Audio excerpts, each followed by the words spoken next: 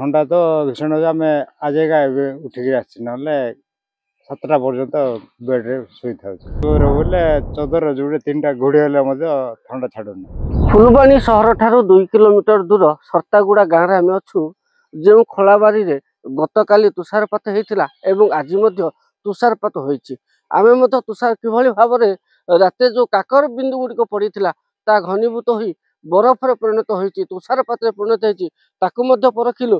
तेबे यही घटना को लेकिन आउ टिके अधिक जो खोड़ताल कलु आम सहित सर्तागुड़ा गाँव 2 जन वयोज्येष्ठ मौसा अच्छा जो मैंने कि चाषबास करती से जीवन जीविका प्रतिपोषण करती। तेज आसतु जो 2 जन मौसा अच्छा सर्तागुड़ा गाँव सहित टिके अधिक आलोचना करवा। मौसा अर्गस न्यूज को स्वागत करी। देखा जे गतकाली तुषारपात होता आज तुषारपात होती तो केमिते तुषारपात को केमिते देखुछन आपण? आज्ञा आम तुषारपत्र को पाड़ उपर जो पड़ी धड़ा धड़ा होगा देखुचु। थंडा तो भीषण आम आज उठिक ना 7टा पर्यंत बेड्रे शुई था निया पाखे ना। केते शीत रात केमिति शीत हो माने केते जोर शीत हो? जोर बोले चदर जो 3टा घोड़ी हेल्ले थंडा छाड़ुना। अच्छा आ ए जो धड़ा धड़ा तुषारपात होती जो धान गदा उपर जरी पाल उपर जो होती आगुर एमती तुषारपात होता? आगु होता आज्ञा केबे होता?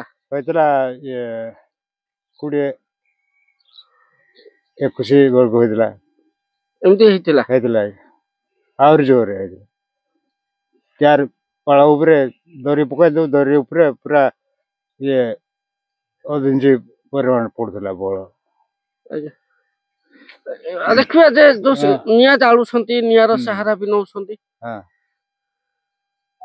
निया खुटा आनिक जमा कर लगे रखी था।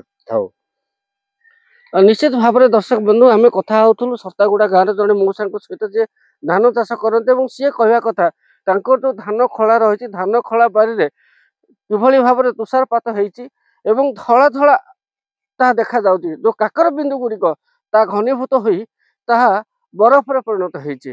तेबे यही घटना 2000 से कहवा कथा 2020-21 मसीह तुषारपात होता ठीक 4-5 वर्ष पर 2025 मसीह जो हाड़भंगा शीत डिसेम्बर मासरे समान परिमाण में तुषारपात होती। Kandhamal Utpal Kumar Sahu, Argus news.